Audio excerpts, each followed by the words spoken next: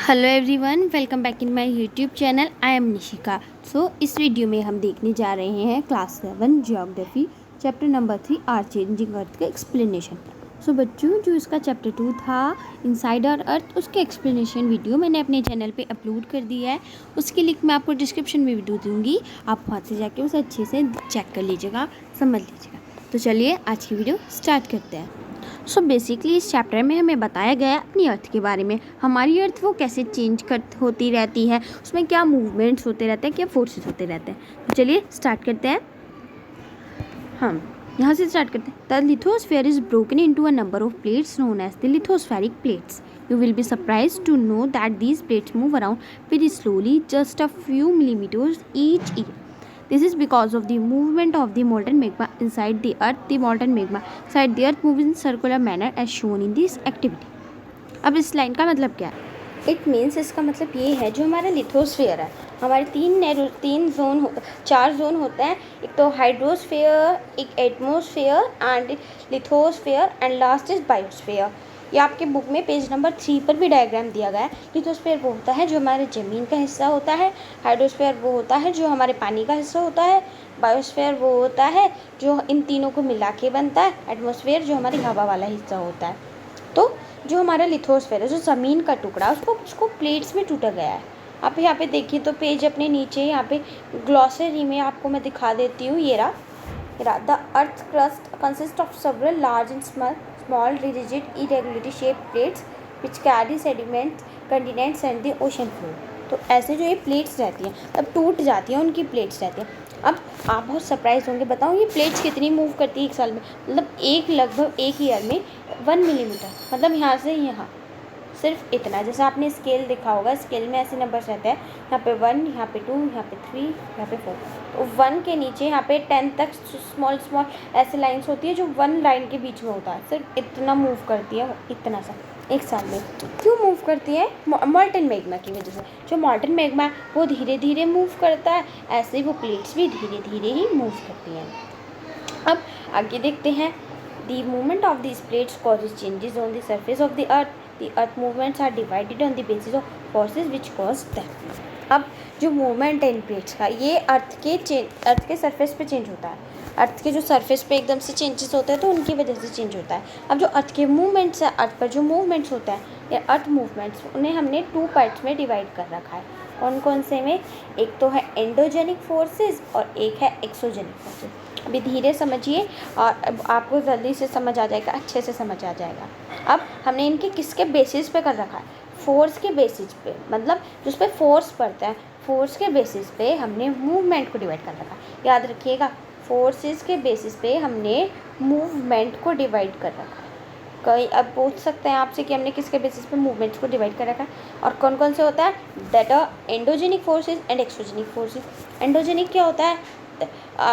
The forces which act in the interior of the earth are called as endogenic forces, and the forces that work on the earth's surface the earth as exogenic forces. Okay, अब figure में आपको दिखा देती हूँ। अर्थ के movement 2 types पे, एक तो एंडो, एक एक्सो। एंडो में कौन कौन से? जैसे अर्थक्वेक हो गया, वोल्केनो हो गया, लैंडस्लाइड हो गया, और इसमें एक्सोजेनिक में रिवर हो गया, वाइंड हो गया, सी वेव से। अब आगे चलते हैं। अब जो एंडोजेनिक फोर्स, मैं ऐसा करती हूँ, आपको पूरे पैराग्राफ रीड नहीं करवाती हूँ, नॉर्मली ऐसे बता देती हूँ जो उसका एग्जैक्ट उसमें बताया है अंडरलाइन कर करके। जो एंडोजेनिक फोर्सेस है, जो कभी कभी तो एकदम से अचानक आ जाता है और कभी कभी बहुत स्लोली आते हैं, और जो एकदम से आ जाते हैं, जो सडन मूवमेंट्स आते हैं, जैसे अर्थक्वेक हो गया, वोल्केनो हो गया। ये जो अर्थ का सरफेस है उस पर बहुत सारा डिस्ट्रक्शन करके जाते हैं। डिस्ट्रक्शन क्या होता है? मतलब खराबी, बहुत सारा नुकसान कर देते हैं हमारा। ठीक है, अब आगे देखिए। अब ये वोल्केनो का, अब एंडो एक्सो का आप पूरा कंसेप्ट देख लीजिए। एंडो मतलब क्या होता है? इनसाइड, जेनिक मतलब ऑरिजिन, एक्सो मतलब होता है आउटसाइड। तो इनसे क्या बना? एंडोजेनिक से बना एंडोजेनिक, एक्सो और जेनिक से बना और एक्सोजेनिक। ओके, अब आगे देखिए, वोल्केनो के बारे में बताया। वोल्केनो क्या था? A volcano is a vent opening in the earth crust through which molten material erupts suddenly. Volcano एक मतलब ऐसा ओपनिंग स्ट्रक्चर होता है, कुछ ऐसे करके, जैसे फिगर में देख रहे हैं आप। ये रहा कुछ ऐसे करके स्ट्रक्चर दिया गया है जो खुला रहता है और उसमें से एकदम से मॉल्टेन मैग्मा बाहर आ जाता है। मैं आपको समझा देती हूँ। अभी हमने जो लास्ट चैप्टर था उसमें हमने 3 लेयर्स पढ़ी थी, जिस चैप्टर की वीडियो की एक्सप्लेनेशन मैंने अपने चैनल पे अपलोड कर रखी है। उसकी लिंक मैं आपको डिस्क्रिप्शन में दे दूँगी, वहाँ से जाके उसे देखिएगा, समझिएगा। नहीं देखी है तो आपने। सबसे ऊपर वाली जो लेयर होती है अर्थ की, दैट इज़ क्रस्ट, यहाँ पे भी लिखी गई है। जो नीचे वाली होती है वो मेंटल होती है, ये लिखी गई है यहाँ पे। ये सबसे ऊपर, अगर यह फिगर में थोड़ा सा देखिए, रियल में तो ऐसे ही होगा। ऊपर से देखेंगे, साइड व्यू से देखेंगे तो ऐसे 2 ही दिखेंगी। ये है मैग्मा चैम्बर है, जैसे मैग्मा निकलना शुरू होता है। ये लावा जो बाहर निकल के अंदर वो रहता है मैग्मा, मॉल्टेन मैग्मा, जो बाहर आ जाता है लावा भी कह सकते हैं। वेंट, जहाँ से वो थोड़ा खुला हुआ सा रहता है। गैस एंड एश, जो उसमें से निकलता है। अब वोल्केनो समझ लिया। अब देखिए, सिमिलरली जब लिथोस्फेयर प्लेट्स मूव करते, जो अर्थ का सरफेस होता है वो वाइब्रेट करता है। जैसे हमारे फ़ोन में देखते हैं हम, कुछ रिंगटोन या बजती है तो वो वाइब्रेट करता है, ऐसे ही अर्थ का सरफेस वाइब्रेट करता है। The vibration can travel all around the earth. अब जो वाइब्रेशन होती है यहाँ से लगना शुरू करती है और पूरी अर्थ तक जाती है। जैसे आप एक एक्टिविटी कीजिए, इसे अपने ही घर पर कीजिए। एक टब में पानी भरिए रखिए और उसमें आप एक कंकड़ मार के देखिए, कंकड़ है यहाँ पे वाइब्रेट होगा ज़्यादा और फिर वो पूरा उसमें फैलेगा। हमारा यहाँ पे तो ऐसे ही तो होगा, झर झर झर झर ऐसे होता है। यही होगा उसके साथ भी, ऐसे अर्थ के साथ होता है ये वाला। अब जो ये वाइब्रेट होती है इन्हें क्या कहते हैं, अर्थक्वेक आता है ना। अर्थक्वेक आता है तो सब चीज़ हिल जाती है। फिगर 3.3 में देखिए ये रहा। अब इसको फिगर को भी मैं आपको समझाऊंगी, पहले उसे पढ़ लेते हैं आगे क्या लिख रहा है इसमें। The places in the crust where the movement start is called the focus। जहाँ से ये मूवमेंट स्टार्ट होता है क्रस्ट पे, उसे हम कहते हैं फोकस। और जहाँ पर ये ऊपर ही फैलता है उसे हम कहते हैं एपिक सेंटर। जैसे यहाँ देखिए, यहाँ से स्टार्ट हो रहा है, ये हमारा फोकस कहलाया जा रहा है, और जहाँ पे ये फैलेगा वो हमारा कहलाया जाएगा एपिक सेंटर। ओके, आगे देखते हैं आगे क्या है। Vibrations travel outward from the epicenter as wave greatest damages usually closest to the epicenter। अब क्या होता है, जो वाइब्रेशन है वो एपिक सेंटर से फैलती है। तब कंकड़ तो यहाँ मारेंगे तो फैलेंगे यहाँ ही तो, या फिर अंदर को जाएंगी, नहीं, आउटवर्ड्स फैलती हैं, बाहर की तरफ फैलती है। अब जितनी ये दूर जाती रहती है उतने ये कम होती रहती है, और जहाँ पर ये होती है वहाँ पर इनकी स्ट्रेंथ ज़्यादा रहती है, तो वहाँ पर ज़्यादा डैमेज होता है। देखा ना, जहाँ पे कंकड़ मारेंगे वहाँ भी तो कुछ ज़्यादा फर्क होगा। ऐसे ही उसमें होता है, जहाँ पे वो आता है अर्थक्वेक वहाँ पे ज़्यादा ग्रेटेस्ट डैमेज होता है, एंड दूर जाता रहता है तो कम डैमेज होता रहता है। मेरा एपिक सेंटर देखिए, यहाँ पे फोकस देखिए, ये रहा फोकस, जहाँ से अर्थक्वेक हमारी चलता है। एपिक सेंटर जहाँ पे फैलता है ये पूरा। अब ये डू यू नो वाले पार्ट भी आप पढ़ लीजिएगा, इनसे भी हमें काफ़ी कुछ पता चलता है इसी एक्स्ट्रा। अब आगे चलते हैं। हाँ, अब मैं आपको फिगर दिखाती हूँ। ये फिगर देखिए, यहाँ पे गुजरात में डिस्ट्रक्ट हो चुका है अर्थक्वेक की वजह से। मतलब अर्थक्वेक आ गया, वहाँ पे तूफान आ गया और कितना सारे डिस्ट्रक्शन हो गया। मैंने बताया ना, तो अब ये ना जो तूफान आया होगा वो यहीं आया होगा, मतलब यहाँ आएगा ज़्यादा, वो यहाँ पर होगा जितना, मतलब फिर उसके बाद वहाँ पर ज़्यादा दूर होगा। यहाँ पे सबसे कम होगा, यहाँ पे सबसे ज़्यादा होगा, कम कम कम और कम होता रहेगा। अब ये ऐसे, अब अर्थक्वेक केस स्टडी, अब अर्थक्वेक के बारे में स्टडी करनी है, ये मतलब अर्थक्वेक के बारे में स्टडी की गई है। अगर इसे देखें आपको समझ आ जाएगी। अब देखिए, अर्थक्वेक किसे नापा जाता है। Earthquake is a measured with a machine called a seismograph. किससे, सिस्मोग्राफ।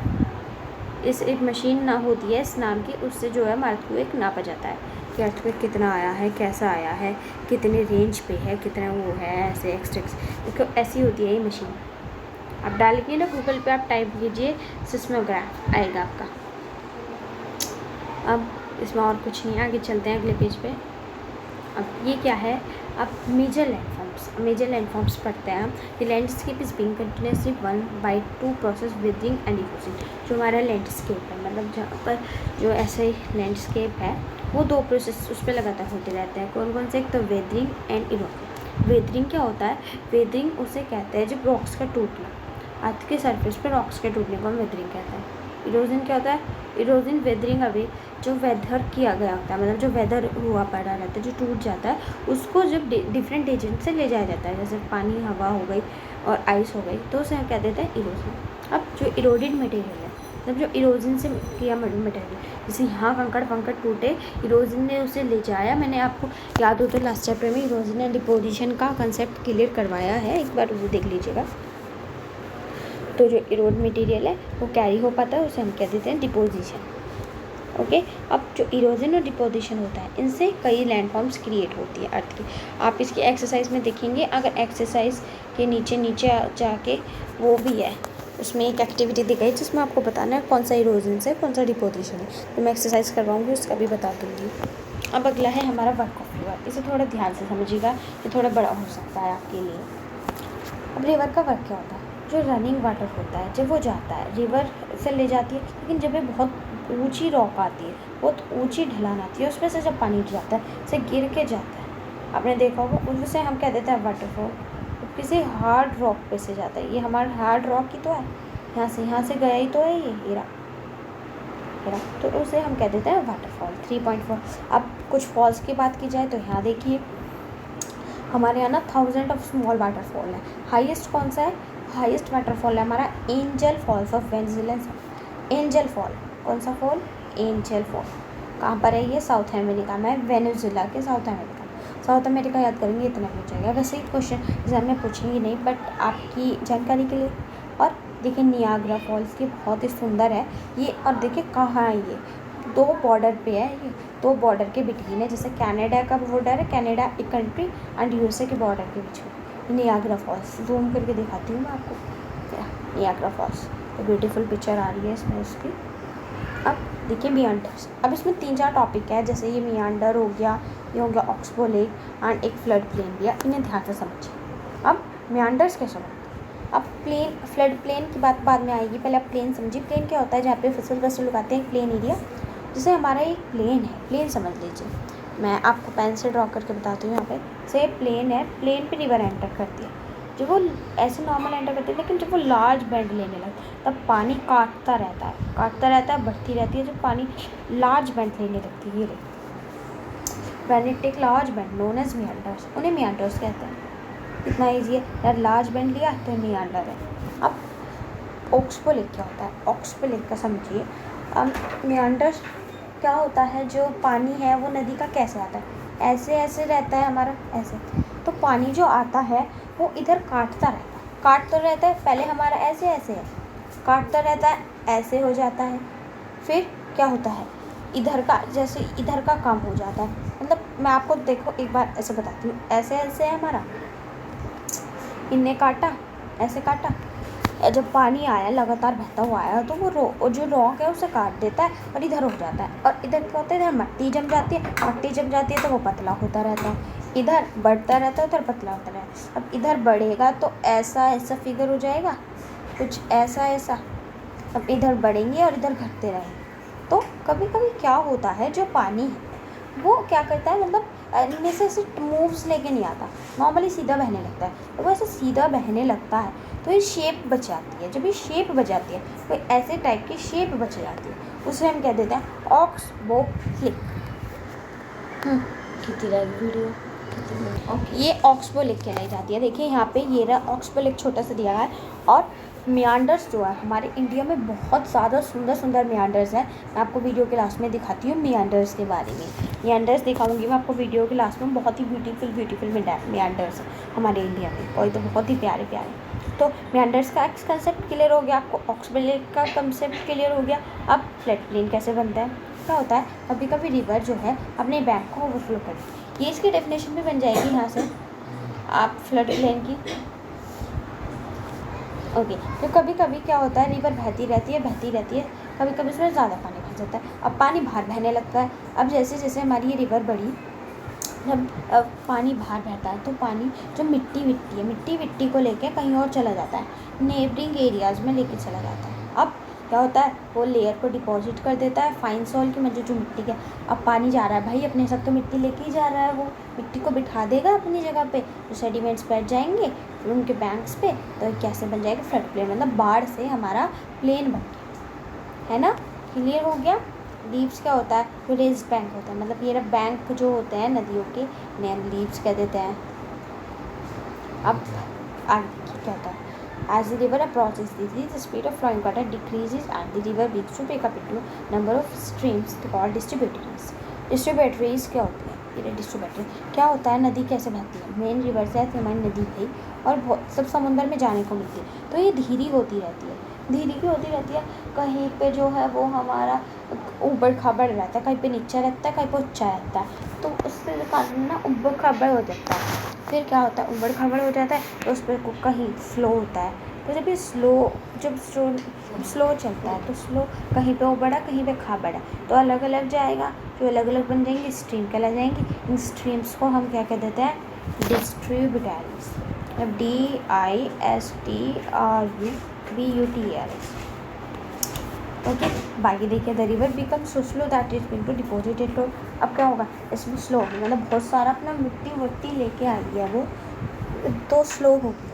अब स्लो होगी तो मिट्टी विट्टी वहाँ पे बैठने लग जाएगी। अब ये बैठने लग जाएगी तो अब उनका खुद का माउथ बन जाएगा, मतलब डिस्ट्रीब्यूटरीज जहाँ पे बैठेंगी वहाँ पे माउथ बन जाएगा। उससे जो कलेक्शन होता है सेडिमेंट्स, वहाँ पे सेडिमेंट्स रुक के बैठते हैं। क्या बताया अभी मैंने? जब वो नदी लेके आएगी तो कहीं पे स्लो हो जाएगी, जहाँ पे स्लो होगी वहाँ पे सेडिमेंट बैठ जाएगा। अब सेडिमेंट जहाँ पे बैठ जाएगा उसका जहाँ मुँह खुलेगा उसे हम कह देते हैं डेल्टा। ठीक है, उसे हम कह देते हैं डेल्टा। होप ये वाला भी आपको क्लियर होगा। अब वर्क ऑफ रिवर कर लिया हमने कवर, अब करेंगे work of sea waves. Sea waves कहती है मैं, वर्क ऑफ सी वेव्स। अब erosion deposition the sea waves rise to coastal areas. अब जो कौन कौन से प्रोसेस है हमने अभी देखे, हमारा इरोजन हो गया और एक हमारा डिपोजिशन हो गया। ये सी कोस्टल एरियाज में ज़्यादा होता है। कोस्टल एरिया वो होता है जहाँ पे हमारे ज़्यादा वो रहते हैं समुद्र। क्या होता है? सी वेव्स जो है कंटिन्यूटी ट्राई करती रहती हैं रॉक को। आपने देखा हो पानी में रॉक्स होती है, जैसे ये आपको दिख रहा है पानी में हमारे रॉक्स है, तो जो वेव्स है जैसे रॉक है हमारी, एक रॉक समझ लीजिए, वेव है वो उन पर स्ट्राइक करती रहती है, कंटिन्यूटी स्ट्राइक करती रहती है। क्या होता है? जब उन्हें स्ट्राइक करती रहती हैं तो उसमें क्रैक आता है। क्या आता है? क्रैक आता है। जैसे यहाँ पे एक रॉक समझ लीजिए, अब इसको बार बार पानी ने वो करा, बार बार, तो क्या आ गया? इसमें वो आने लग गए, इसमें स्ट्राइक आने लग गए, चोट आने लग गई। इसको जैसे हमें आ जाती है चोट, हमें कोई पीट सही है तो जो क्रैक आता है। अब क्या होता है? कभी कभी वो ज़्यादा बड़े बन जाते हैं, है ना, कभी कभी तो छोटा ही वो आता है, कभी कभी सबको ज़्यादा बड़े बन जाते हैं, तो उसमें जो होलो हो जाता है, हल्का सा छेद सा हो जाता है रॉक्स में, उसे हम कह देते हैं सी केव्स, मतलब सी की गुफा। फिगर में दिखाती हूँ मैं आपको, ये रॉक है हमारी, इसमें कंटिन्यूसली पानी ने स्ट्राइक किया, अब इसमें होलो लाइक स्ट्रक्चर हो गया, ये क्या बन गए? सी केव बन गई। कितनी छोटी सी, कितनी ईजी सी होती है। और जब भी कैविटी बड़ी होने लगती है, मतलब पहले रॉक का इतना सा हुआ फिर बड़ी होने लगती है, मतलब इसमें बिल्कुल स्पेस हो जाती है, आर पार झाँक सकते हैं, उन्हें हम क्या कह देते हैं? सी आर्च। ये बन जाती हैं सी आर्च। ओके, अब क्या होता है? Further erosion breaks the roof and only walls are left. कभी क्या होता है? वो रूफ्स को भी गायब कर देती है, मतलब रूफ्स को भी उड़ा देती है। अब एक हमारे वॉल बचता है, उसे कह देते हैं स्टैक्स। और क्या होता है? कभी कभी मैं छोटा सा पहाड़ खड़ा रह जाता है, मतलब एक बार वॉल ही खड़ी रह जाती है, उसे हम कह देते हैं सी क्लिफ, है ना, ऐसे ही हो जाता है, इन्हें हम कह देते हैं सी क्लिफ। आगे देख, अब फॉर्मिंग ऑफ बीच कैसे होता है? सबसे इजी है इसमें आंसर, सबसे इजी कंसेप्ट है। The sea waves deposit sediments along it shores with forming beach. क्या होता है? जो सी वेव्स है अपने साथ सेडिमेंट्स लाती है, छोटे छोटे टुकड़े लाती है और शोर्स के आगे खड़े कर देती है। जैसे नदी है यहाँ पे बिठा देती है, ऐसे सी बीच बन जाता है, बहुत ही। अब वर्क ऑफ आइस के बारे में पढ़ते हैं। वर्क ऑफ आइस क्या होता है? Glaciers are river of ice. Glaciers क्या होता है? बर्फ़ की रिवर को, जैसे ये सब ग्लेशियर है। which to erode the landscape by bulldozing soil and stone to expose solid rocks below। अब जो टूट जाती है ना ये रॉक को, किन से भी बनता है? Glaciers carve out deep hollows थे, as the ice melts they get filled up with water and become full lakes। क्या होता है? ये कभी कभी पानी बह जाता है और मतलब बहुत सुंदर लेक बन जाती है। जमीन पर रॉक पर बर्फ़ जमती है, पानी बह जाता है तो बहुत ही सुंदर लेक बन जाती है, ये बहुत ही प्यारी लगती है। The material carried by the glaciers such as rocks and small deposits from glacier। कुछ नहीं है इसमें ज़्यादा हार्ड, मैं आपको ग्लेशियर मोरानीज़ के बारे में बताया। ग्लेशियर मोरानीज़ क्या होता है? बस ये तो वर्क ऑफ आइस का बहुत कम है, इसमें से आपको कोई भी क्वेश्चन पूछा नहीं जाएगा ऐसे। अब वर्क ऑफ वाइंड दिखता है। अब कभी आप डेजर्ट गए हैं? जो डेजर्ट गए हैं आप कमेंट में बताइएगा कि आपका वहाँ का एक्सपीरियंस कैसा रहा, कैसे लगता है डेजर्ट? ब्यूटीफुल लगते होंगे, अब सैंड ड्यून्स क्या होता है, सैंड ड्यून्स में बताया गया, सैंड ड्यून्स में क्या होता है, an active agents of erosion deposition. Erosion का और डिपोजिशन का एक एजेंट कौन सा होता है जो हमेशा चलता रहता है, होता है वाइंड, हवा इरोज करती रहती है, डिपोज करती रहती है, मतलब बहती है तो इरोज करती है, रुकती है तो डिपोजिट कर देती है। अब मशरूम रॉक्स होती हैं वहाँ पे, मशरूम रॉक्स क्या होता है, अब in desert you can see rocks in the shape of a mushroom commonly called, मतलब जो मशरूम की शेप में होती है, मतलब थोड़ा ऐसे करके, एग्जैक्ट मशरूम नहीं होती हैं, ऐसे करके होती हैं, इसलिए हमने उनका नाम दे दिया मशरूम रॉक्स। क्या होता है, wind Erode the lower section होती है। क्या होता है, जो वाइंड है, जैसे हमारा रॉक है उसका जो अपर का सेक्शन है, जैसे नॉर्मल रॉक कैसी होती है हमारी, वो ऊपर का सेक्शन उसका ले जाती है, वो सॉरी नीचे का सेक्शन उसका इरोड कर देती है, मतलब नीचे का सेक्शन उसका टूट के ले जाती है। अब टूट के ले जाएगी तो वो ऐसे पतला होने लगेगा। अब फिर क्या होता है, ऊपर का रह जाता है पार्ट, नीचे का ले जाती है, ऊपर का रह जाता है, ऐसा रह जाता है, तो इसे हम क्या देते हैं, इसे हम क्या देते हैं, मशरूम रॉक्स, मतलब मशरूम की टाइप में रॉक। अब जब जिनका सच रॉक है नैरो बेस, नैरो बेस मतलब नीचे का बहुत पतला सा सिरा और ऊपर का बहुत बड़ा टॉप, ऐसा, उन्हें हम क्या देते हैं, क्या कहते हैं, we are called that are mushroom rocks. अब सैंड ड्यून्स क्या होता है, जो रेत है हमारा वो ले जाता है हवा को, वो सॉरी हाँ जो हमारी हवा है वो ले जाती है रेत को, हवा वही रेत को ले जाएगी। अब जहाँ पे वो उसे लिफ्ट कर देती है, जब wind blows it lifts and transport, मतलब क्या करती है, वो सैंड को एक जगह से दूसरी जगह ले जाती है जहाँ पे ये रुकती है, तो जहाँ पे डिपॉजिट होती है, मतलब लो ही लाइक स्ट्रक्चर बन जाता है, ऐसे बन जाता है, और हम कह देते हैं सैंड ड्यून। कितने प्यारे प्यारे सैंड ड्यून्स हैं, वाव, को देख के इतना अच्छा लग रहा है, बताओ रियल में कितने ब्यूटीफुल हो गए। इन्हें हम कह देते हैं सैंड ड्यून्स, बहुत ही ईजी है।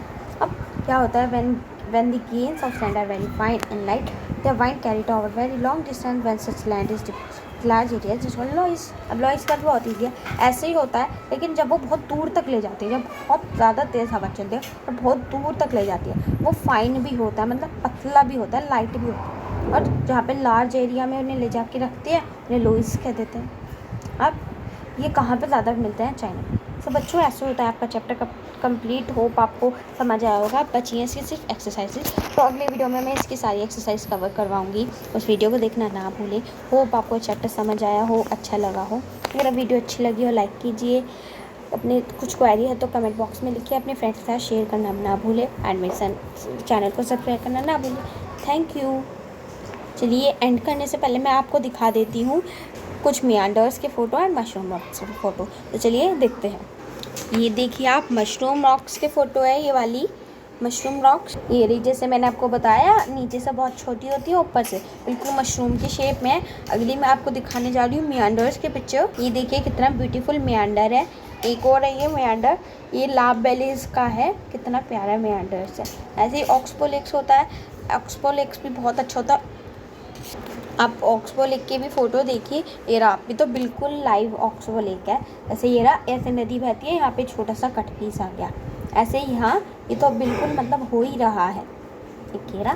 सो चैप्टर होता है कंप्लीट। मैंने आपको ऐसी पिक्चर्स भी दिखा दी, तो आप ऐसी पिक्चर्स देखते लीजिएगा। सो अच्छी लगी हो एक और बार अच्छे से लाइक कर दीजिए, कुछ क्वेरी हो तो आप कमेंट में लिख दीजिए, और मेरे चैनल को सब्सक्राइब करना ना भूलें। थैंक यू, मेरी नेक्स्ट वीडियो।